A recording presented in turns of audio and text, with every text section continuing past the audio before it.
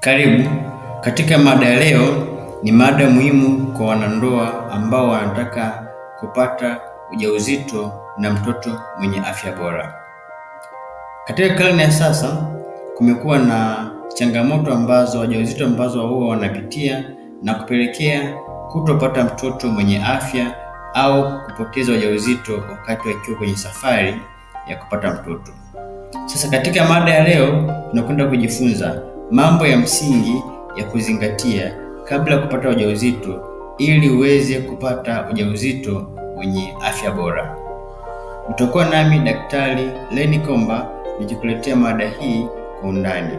Tafadhali, kama ni mara yako ya kwanza, hakikisha una subscribe ili uwe unapata maudhui yetu mara kwa mara, hasa tu pale ambapo huwa tunaya upload. Jambo la kwanza ni kushirikiana kwa wanandoa. Kushirikiana kwa wanandoa ni jambo la msingi kabla ya kupata ujauzito, kwani ujauzito huhitaji mume na mke ili wapate ujauzito.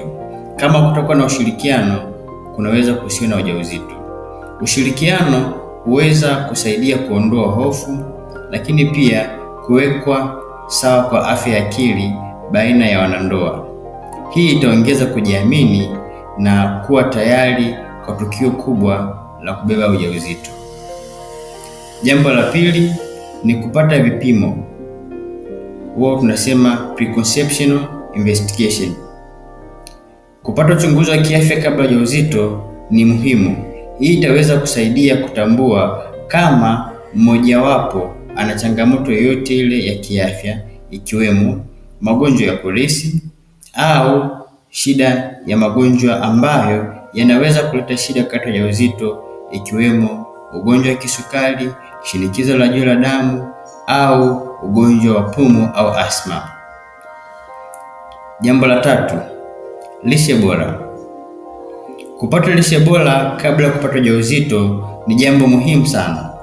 Tunashauri mama aanze kutumia vyakula vyenye madini ya folic acid, calcium pamoja na chuma.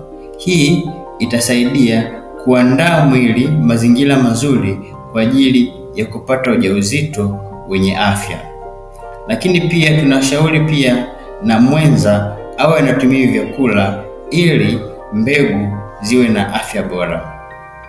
Tunashauri kutotumia vyakula ambavyo ni hatarishi kwa afya, kwa mfano pombe kupita kiasi au uvutaji wa sigara, kwani vyakula hivi havina msaada wote katika kutengeneza ujauzito wenye afya bora. Jambo linalofuata ni kuwa na afya bora ya akili. Kama mmojawapo anapitia changamoto ya msongo wa mawazo, hakikisha anapata msaada wa kisaikolojia ili aweze kupata ushauri na aweze kurekebisha tatizo ambalo linamsumbua, kwani msongo wa mawazo unaweza kusababisha mimba kuharibika au kutopata mtoto mwenye afya bora. Jambo jingine, hakikisha tunapata maandalizi ya fedha pamoja na bima ya afya. Ujauzito huja na mambo mengi, huja na gharama nyingi, huja na majukumu mapya, huja na changamoto za dharura nyingi. Hivyo hakikisha umejiandaa kwa ajili ya dharura kwa kuwa na bima ya afya ambayo inaweza ikachukua na ikalipia matibabu yote ya ujauzito toka mwanzo mpaka mwisho. Lakini pia unapaswa kuwa na fedha ya dharura kwa ajili ya kununua maandalizi ya mtoto, lakini pia kwa ajili ya nauli na vifaa vya mama na mtoto wakati wa kujifungua. Jambo jingine, hakikisha unapata elimu kwa undani, elimu ya afya ya uzazi na malezi ya mtoto. Hii elimu hutolewa bure kabisa katika kliniki zetu zote hapa nchini, elimu ya mama na mtoto.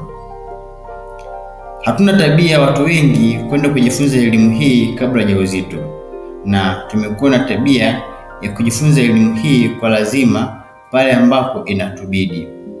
Hivyo unaweza kupitia elimu hii kwa kusoma vitabu mbalimbali kuhusu ujauzito, kusikiliza video mbalimbali kama hizi, lakini pia kwenda kukutana na mtaalamu wa afya ili akuelekeze kwa undani ni jinsi gani ambavyo unaweza ukamtunza mtoto wako au ukatunza ujauzito.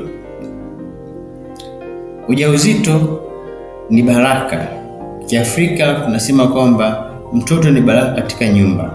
Hivyo ni vizuri tukapata ushauri wa mara kwa mara jinsi ambavyo tunaweza tukautunza ujauzito, tukaulea na hatimaye tukapata mtoto mwenye afya. Ulikuwa nami Daktari Lenny Komba. Tukutane katika mara ijayo. Tafadhali, kama ni mara yako ya kwanza kwenye chaneli hii, hakikisha una subscribe ili uwe unapata mawazo yetu mara kwa mara. Asante kwa kunisikiliza.